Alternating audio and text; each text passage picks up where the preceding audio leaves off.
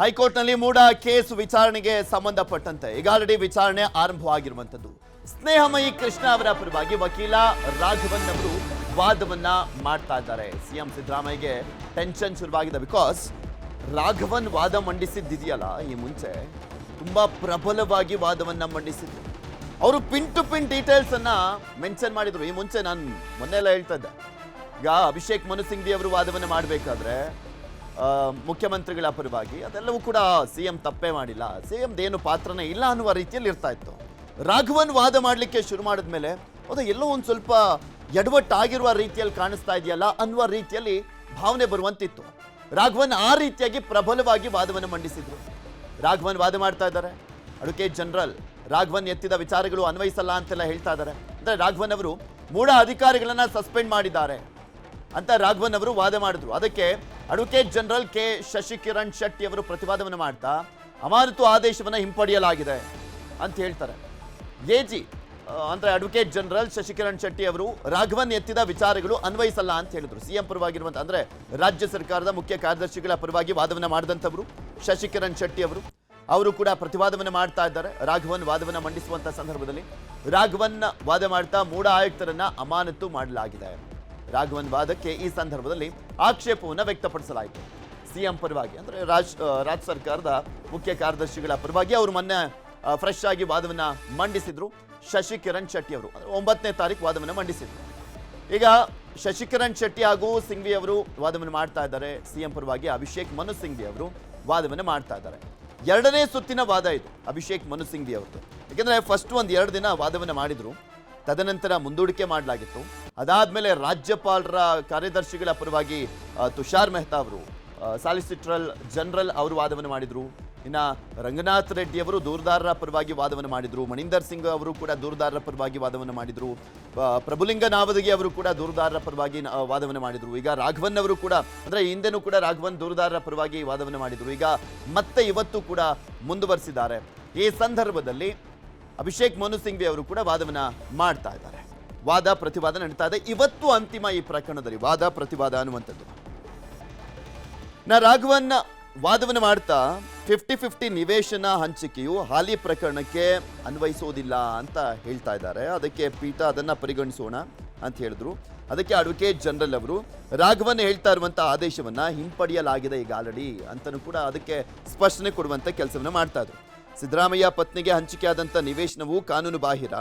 ದೂರುದಾರರ ಪರ ಕೆಜಿ ರಾಘವನ್ ವಾದಕ್ಕೆ ಎಜಿ ಶಶಿಕಿರಣ್ ಶೆಟ್ಟಿ ಅವರು ಆಕ್ಷೇಪವನ್ನು ವ್ಯಕ್ತಪಡಿಸ್ತಾ ಇದ್ದಾರೆ.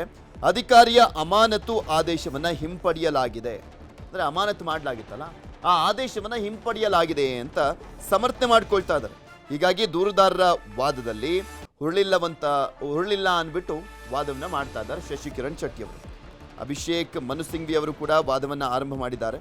ಹಿರಿಯ ವಕೀಲ ಡಾಕ್ಟರ್ ಅಭಿಷೇಕ್ ಮನು ಸಿಂಘ್ವಿ ಅವರು ಕೋರ್ಟ್ಗೆ ಬಂದಿರುವಂಥದ್ದು. ಅವರು ಕೂಡ ವಾದವನ್ನು ಆರಂಭ ಮಾಡ್ತಾರೆ. ಇವತ್ತು ಯಾರದ್ದೇ ಇರಲಿ ವಾದ ಪ್ರತಿವಾದ ಇವೆಲ್ಲವೂ ಕೂಡ ಇವತ್ತಿಗೆ ಅಂತ್ಯ ಆಗುತ್ತೆ. ಯಾಕಿಷ್ಟು ಸುದೀರ್ಘವಾಗಿ ಇಂಥ ಪ್ರಕರಣಗಳಲ್ಲಿ ವಾದ ಪ್ರತಿವಾದಕ್ಕೆ ಅವಕಾಶವನ್ನು ಮಾಡಿಕೊಡ್ಲಾಗುತ್ತೆ ಅಂತ ನಾವು ನೋಡೋದಾದ್ರೆ, ಇಂಥ ಪ್ರಕರಣಗಳಲ್ಲಿ ಬರುವಂಥ ತೀರ್ಪಿದೆಯಲ್ಲ ಇದೊಂದು ಬೆಂಚ್ ಮಾರ್ಕ್ ಆಗುತ್ತೆ. ನೆಕ್ಸ್ಟು ಯಾವುದಾದ್ರೂ ಇದೇ ರೀತಿಯಾದಂಥ ಪ್ರಕರಣಗಳು ಬಂದಾಗ ಈ ಪ್ರಕರಣಗಳನ್ನು ಇಟ್ಕೊಂಡು ಈ ತೀರ್ಪುಗಳನ್ನು ಇಟ್ಕೊಂಡು ವಾದವನ್ನು ಮಾಡುವಂಥ ಸಾಧ್ಯತೆ ಇರುತ್ತೆ, ಉಲ್ಲೇಖ ಮಾಡುವಂಥ ಸಾಧ್ಯತೆ ಇರುತ್ತೆ. ಸೊ ಹೀಗಾಗಿ ಇದನ್ನು ಬೇಗ ಮುಗಿಸ್ಲಿಕ್ಕೂ ಕೂಡ ಆಗೋದಿಲ್ಲ. ಸುದೀರ್ಘವಾಗಿ ಅವರ ಪರವಾಗಿಯೂ ಕೂಡ ವಾದವನ್ನು ಆಲಿಸ್ಕೊಬೇಕು, ದೂರುದಾರರ ಪರವಾಗಿಯೂ ಕೂಡ ವಾದವನ್ನು ಆಲಿಸ್ಕೊಬೇಕು, ಅದಾದ್ಮೇಲೆ ತೀರ್ಪನ್ನು ಕೊಡಬೇಕಾಗುತ್ತೆ. ಸೊ ಹೀಗಾಗಿನೇ ಇದು ಇಷ್ಟು ದಿನಗಳ ಕಾಲ ಹೇಳ್ಕೊಂಡ್ಬರ್ತಾ ಇರುವಂಥದ್ದು.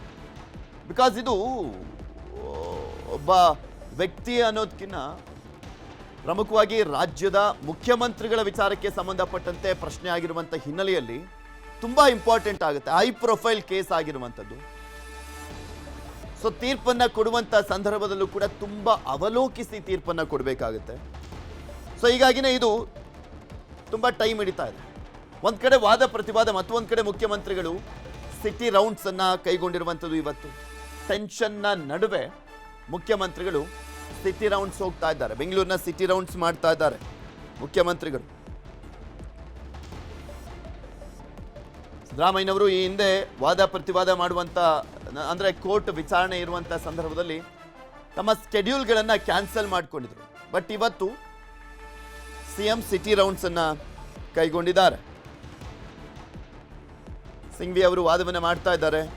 ಸಂಪುಟದ ನಿರ್ಣಯಕ್ಕೆ ನಾನು ಬದ್ಧವಾಗಿಲ್ಲ, ಅದಕ್ಕಾಗಿ ಅನುಮತಿ ನೀಡಿದ್ದೇನೆ ಅಂತ ರಾಜ್ಯಪಾಲರು ಹೇಳಿದ್ದಾರೆ. ರಾಜ್ಯಪಾಲರ ನೋಟ್ಸ್ಗಳನ್ನು ಕೋಟ್ ಮಾಡ್ತಾ ಇದ್ದಾರೆ ಸಿಂಘ್ವಿ ಅವರು. ಸಂಪುಟ ನಿರ್ಣಯವನ್ನು ಕಳಿಸಲಾಗಿತ್ತಲ್ಲ, ಅದಕ್ಕೆ ಉತ್ತರ ಕೊಟ್ಟಿದ್ರಲ್ಲ ರಾಜ್ಯಪಾಲರು, ಅದನ್ನು ಮೆನ್ಷನ್ ಮಾಡ್ತಾ ಇದ್ದಾರೆ.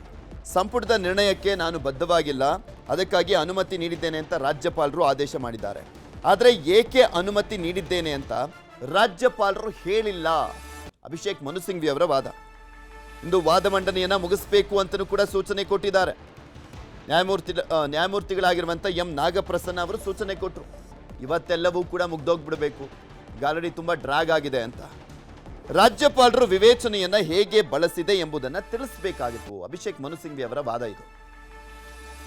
ರಾಜ್ಯಪಾಲರು ಅವರ ವಿವೇಚನೆಯನ್ನು ಹೇಗೆ ಬಳಸಿದ್ರು ಅದನ್ನು ತಿಳಿಸ್ಬೇಕಿತ್ತು. ತಾರತಮ್ಯ ಮಾಡಿಲ್ಲ ಎಂಬುದನ್ನು ಕೂಡ ರಾಜ್ಯಪಾಲರು ಹೇಳಬೇಕಾಗಿತ್ತು. ಅದನ್ನು ಕೂಡ ಹೇಳಿಲ್ಲ. ಇನ್ನೊಂದು ಪ್ರಮುಖ ಅಂಶವನ್ನು ನಾನು ಹೇಳ್ತಾ ಇದ್ದೇನೆ, ಅದು ರಾಜ್ಯಪಾಲರ 5-6 ಪುಟದ ಆದೇಶದಲ್ಲಿ ಬೇರೇನೂ ಹೇಳಿಲ್ಲ ಅನ್ನುವಂಥದ್ದನ್ನು ಅಭಿಷೇಕ್ ಮನು ಸಿಂಘ್ವಿ ವಾದವನ್ನು ಮಾಡ್ತಾ ಇದ್ದಾರೆ. ಸಿಎಂ ಪರವಾಗಿರುವಂಥ ವಕೀಲ ಅಭಿಷೇಕ್ ಮನು ಸಿಂಘ್ವಿ ಅವರು, ನಾನು ಸಚಿವ ಸಂಪುಟದ ಆದೇಶ ಪಾಲಿಸಬೇಕಿಲ್ಲವೆಂದು ರಾಜ್ಯಪಾಲರು ಹೇಳಿದ್ದಾರೆ. ಆದರೆ ಸಿಎಂ ಪಾತ್ರವೇನಿತ್ತೆಂದು ರಾಜ್ಯಪಾಲರು ತಿಳಿಸಿಲ್ಲ. ಸಂಪುಟದ ಆದೇಶ ಪಾಲಿಸಬೇಕಿಲ್ಲ ಕೆಲವೊಂದು ಸಂದರ್ಭದಲ್ಲಿ ಅನ್ನುವಂಥದ್ದನ್ನು ರಾಜ್ಯಪಾಲರು ಹೇಳಿದ್ದಾರೆ. ಆದರೆ ಸಿಎಂ ಪಾತ್ರ ಏನಿತ್ತು ಅನ್ನುವಂಥದ್ದನ್ನು ಹೇಳಿಲ್ಲ ರಾಜ್ಯಪಾಲರು. ಯಾವುದಾದ್ರೂ ಕಡತಕ್ಕೆ ಸಿಎಂ ಸಹಿ ಹಾಕಿದ್ದಾರೆಯೇ ಅದನ್ನು ಕೂಡ ಹೇಳಿಲ್ಲ. ಸಿದ್ದರಾಮಯ್ಯನವ್ರದ್ದು ಎಲ್ಲಾದರೂ ಶಿಫಾರಸ್ ಇದೆಯಾ? ಶಿಫಾರಸು ಮಾಡಿರುವಂಥ ಸಂದರ್ಭದಲ್ಲಿ ಎಲ್ಲಾದರೂ ಅವರ ಸಹಿ ಇದೆಯಾ? ಇಂಥದ್ದು ಹಿಂಗೆ ಆಗಬೇಕು ಅನ್ನುವಂಥದ್ರ ಬಗ್ಗೆ ಏನಾದರೂ ರೆಕಮೆಂಡೇಶನ್ ಪತ್ರ ಏನಾದರೂ ಕೊಟ್ಟಿದ್ದಾರಾ? ಅದು ಯಾವುದೂ ಇಲ್ಲ. ಅದನ್ನು ಕೂಡ ಹೇಳಿಲ್ಲ ರಾಜ್ಯಪಾಲರು. ಹೀಗಾಗಿ ರಾಜ್ಯಪಾಲರು ಸಂವಿಧಾನಕ್ಕೆ ಅಪಚಾರವನ್ನು ಎಸಗಿದ್ದಾರೆ. ಅಭಿಷೇಕ್ ಮನು ಸಿಂಘ್ವಿ ಅವರು ಸಿಎಂ ಪರವಾಗಿರುವಂಥ ವಕೀಲರು ವಾದವನ್ನು ಮಾಡ್ತಾ ಇದ್ದಾರೆ. ಯಾವ ಸಂಪುಟ ತಾನೇ ತನ್ನ ನಾಯಕ ವಿರುದ್ಧ ಅಭಿಯೋಜನಾ ಮಂಜೂರಾತಿ ನೀಡಿ ಅಂತ ಹೇಳುತ್ತದೆ, ಅಲ್ಲಿ ಪಕ್ಷಪಾತಿತನ ಇರಬಹುದಲ್ಲವೇ? Very important point. ಜಡ್ಜ್ ಕೇಳೋದಿದು. ಇದನ್ನೇ ದೂರುದಾರರ ಪರವಾಗಿರುವಂಥ ವಕೀಲರು, ರಾಜ್ಯಪಾಲರ ಪರವಾಗಿರುವಂಥ ವಕೀಲರೆಲ್ಲರೂ ಕೂಡ ವಾದವನ್ನು ಮಾಡಿದ್ದು. ಸಂಪುಟದ ನಿರ್ಣಯವನ್ನು ಒಪ್ಕೊಳ್ಬೇಕಾಗಿತ್ತು ಅಂತ ಈ ಹಿಂದೆ ಅಭಿಷೇಕ್ ಮನು ಸಿಂಘ್ವಿ ಅವರು ವಾದವನ್ನು ಮಾಡಿದರು. ಅದಕ್ಕೆ ಇವರೆಲ್ಲರೂ ಕೂಡ ವಾದವನ್ನು ಮಾಡಿದರು. ಯಾವ ಸಚಿವರುಗಳು ಸಂಪುಟದಲ್ಲಿರುವಂಥವರು ಅದೇ ವ್ಯಕ್ತಿಯಿಂದ ಆಯ್ಕೆ ಆಗಿರ್ತಾರೆ, ಆ ವ್ಯಕ್ತಿಯ ವಿರುದ್ಧ ನಿರ್ಣಯ ಕೈಗೊಳ್ಳಿಕ್ಕೆ ಹೇಗೆ ಸಾಧ್ಯ ಅಂತ ಹೇಳಿದರು. ಹೇಗೆ ಸಾಧ್ಯ ಅಂತ ಪ್ರಶ್ನೆಯನ್ನು ಮಾಡಿದರು. ಅದಕ್ಕೆ ರಾಜ್ಯಪಾಲರು ಅದನ್ನು ಕನ್ಸಿಡರ್ ಮಾಡಿಲ್ಲ ಅಂತ. ಅದನ್ನು ಈಗ ಜಡ್ಜ್ ಕೂಡ ಹೇಳಿದ್ರು. ಈಗ ಅಭಿಷೇಕ್ ಮನು ಸಿಂಘ್ವಿ ಅವರು ಹೇಳಿದಂಥ ವಿಚಾರಕ್ಕೆ ಜಡ್ಜ್ ಕೂಡ ರಿಯಾಕ್ಷನ್ ಕೊಟ್ಟಿದ್ದಾರೆ. ಅದಕ್ಕೆ